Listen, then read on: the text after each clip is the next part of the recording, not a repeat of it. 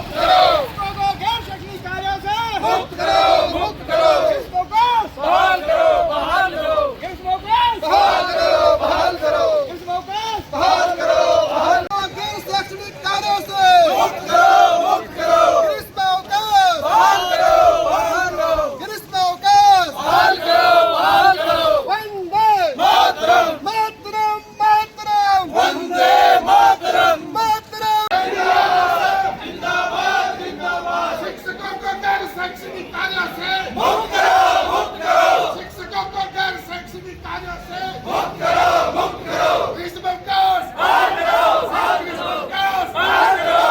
करो। Transfer ban हटाओ। ज्ञापन देने आए, क्या आपने? मेरा नाम कान सिंह है। ABRSM जिला शाखा बाड़मेर का जिला अध्यक्ष का दायित्व है। हमारे विचार परिवार की शिक्षा होने के बावजूद शिक्षक वर्ग जो है कई समस्याओं का सामना कर रहा है। विचार परिवार की सरकार होने के बावजूद कई बार सरकार से वार्ताएं हुई, लेकिन उसके बावजूद ऐसी बहुत सारी ज्वलंत समस्याएं हैं।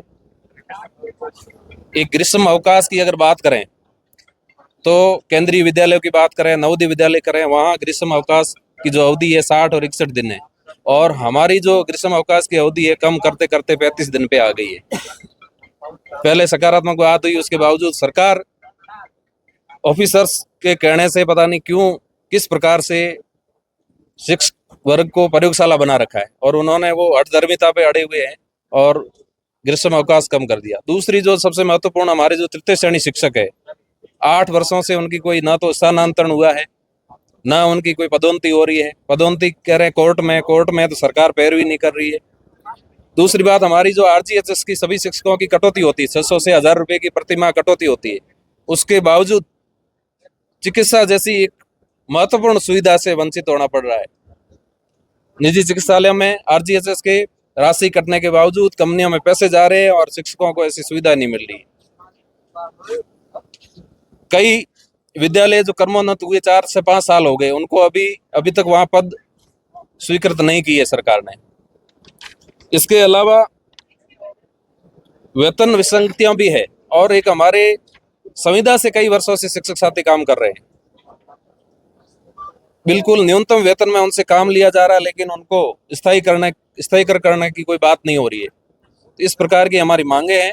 अगर सरकार इन पर ध्यान देती है तो अच्छा है, नहीं तो हम लोग जिला स्तर पे प्रदर्शन करेंगे। आज खंड स्तर का है, उसके बाद निदेशालय स्तर पर करेंगे और जयपुर में, और उसके बावजूद अगर नहीं मानेंगे तो मानसून सत्र में विधानसभा का घेराव करने का निर्णय संगठन की ओर से लिया गया है। आज पूरे राजस्थान में 41 जिलों की शाखाओं के 405 उप शाखाओं में ये ज्ञापन दिया जा रहा है। सरकार अगर जगे तो अच्छा है, नहीं तो और ज्यादा हम विरोध प्रदर्शन करेंगे। को लेकर SDM ऑफिस पहुंचे हो, क्या मांगे हैं? अखिल भारतीय राष्ट्रीय शैक्षिक महासंघ विद्यालय शिक्षा राजस्थान, भाजपा सरकार बनने के बाद में पिछले 2 साल से ही मुख्यमंत्री जी, शिक्षा मंत्री जी, प्रशासन के लोगों से शिक्षकों के हित की विभिन्न मांगों को लेकर बातचीत चल रही थी।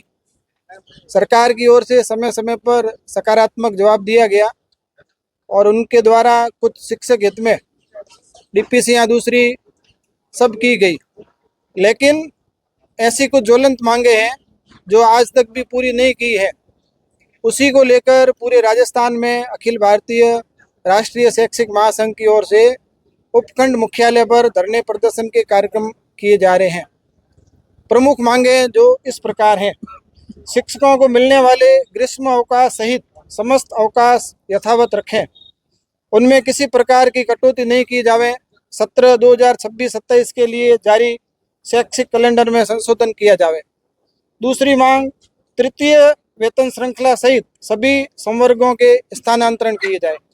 तीसरी, तृतीय श्रेणी शिक्षकों की विगत वर्षों से लंबित पदोन्नतियों को पूरा किया जाए।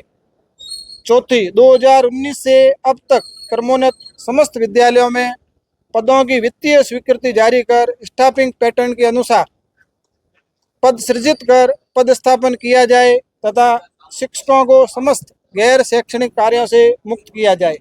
5वीं, आरजीएचएस को सुचारू रूप से जारी रखा जाए।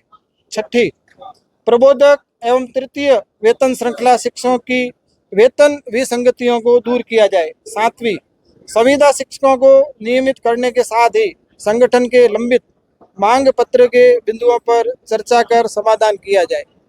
अगर सरकार इन मांगों को नहीं मानेगी तो आने वाली दिनांकों में जिला स्तर पर धरना प्रदर्शन, आगे विधानसभा का घेराव, ऐसे सब कार्यक्रम है वो शिक्षक संघ राष्ट्रीय की ओर से किए जाएंगे।